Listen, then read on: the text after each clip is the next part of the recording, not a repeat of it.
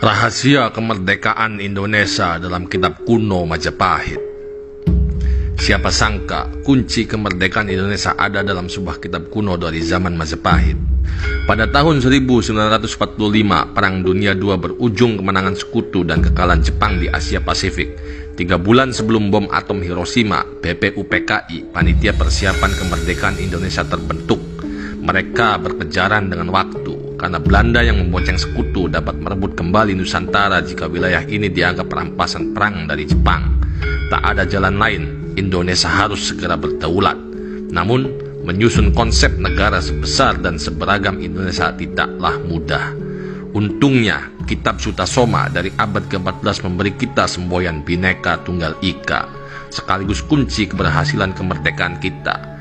Meski Kakawin Sutasoma adalah karya sastra dan bukan catatan sejarah seperti Negara Kertagama dan Pararaton, dalam kolofon atau catatan penulis di bagian akhir, Empu Tantular menyebutkan Majapahit sebagai negara yang berdaulat. Dan itu bukan utopia, apalagi khayalan, karena Majapahit benar-benar eksis didukung bukti-bukti sejarah yang tak terbantahkan.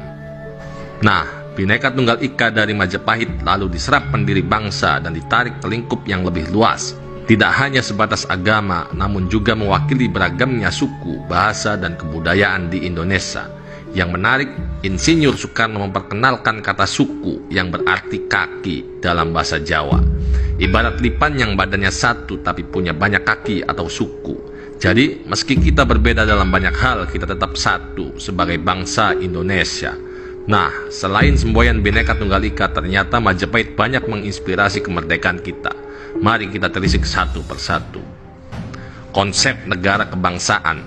Dalam sidang BPUPKI pada 29 Mei tahun 1945, Muhammad Yamin menyebut bahwa negara yang akan mereka bentuk sebenarnya adalah Indonesia ketiga, karena Indonesia pertamanya adalah Sriwijaya dan yang kedua adalah Majapahit.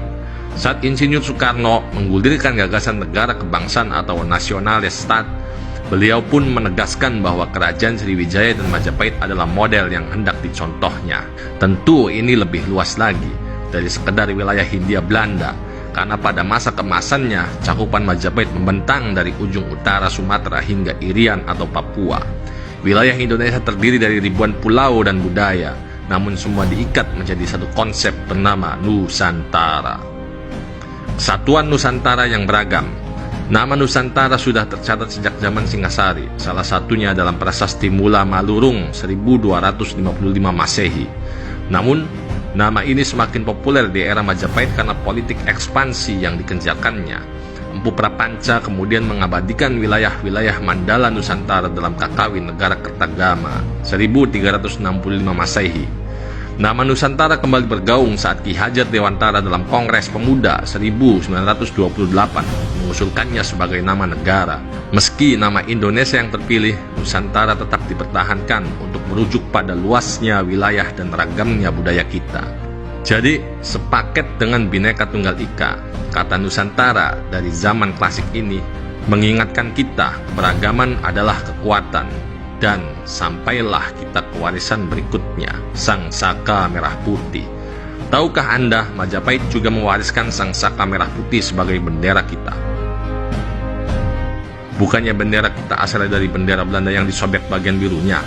Ya, bisa juga. Tapi, tanpa legitimasi dari sejarah Majapahit, bendera kita mungkin ditolak di dunia internasional karena terlalu mirip dengan Monaco yang sudah menggunakannya sejak 1881.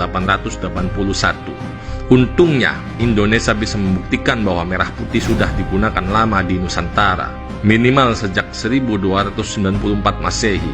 Menurut Prasasti Kudadu yang dikeluarkan Dyah Wijaya yang berkuasa pada tahun 1293 sampai 1309. Pada saat itu, merah putih memang sudah digunakan sebagai bendera, meski awalnya menjadi panji kerajaan Daha atau Kadiri yang memberontak terhadap Singasari. Selain bendera, lambang negara kita berakar pada Majapahit.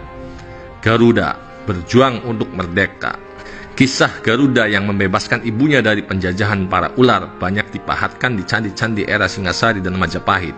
Misalnya Candi Kidal, Candi Suku, dan Candi Ceto yang mengusung tema ruat. Kisah Garuda mengusung spirit yang sama dengan para pahlawan yang berjuang membebaskan Indonesia dari penjajahan.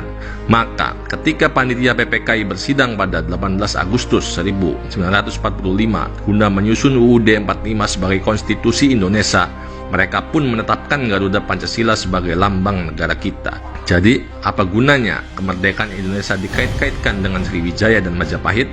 Kita tidak boleh lupa, berkat adanya Sriwijaya dan Majapahit, para pendiri bangsa berhasil membuktikan kepada dunia bahwa Indonesia bukanlah wilayah tak beradab yang ditemukan dan diperadabkan oleh Belanda sehingga berhak dikuasai para kolonis, seperti yang terjadi di Amerika dan Australia. Justru eksistensi Majapahit sebagai kerajaan berdaulat dalam kitab Sutasoma menjadikan bangsa kita punya sejarah sebagai negara yang berdaulat. Jadi, sebagai bangsa berdaulat yang dianeksasi dengan paksa oleh bangsa lain, Indonesia berhak menuntut dunia untuk mengakui kemerdekaannya. Disinilah pentingnya kita punya kesadaran sejarah. Majapahit yang menjadi klimaks dari rangkaian sejarah klasik kita adalah jangkar Indonesia pada kejayaan masa silam. Namun, tak usah lagi kita mengharapkan bangkitnya kembali kejayaan Majapahit. Ia telah hadir di sini saat ini sebagai Indonesia. Dan tidak perlu juga kita mengganti ideologi dan dasar negara dengan yang lain, karena yang kita punya saat ini adalah yang terbaik. Merdeka!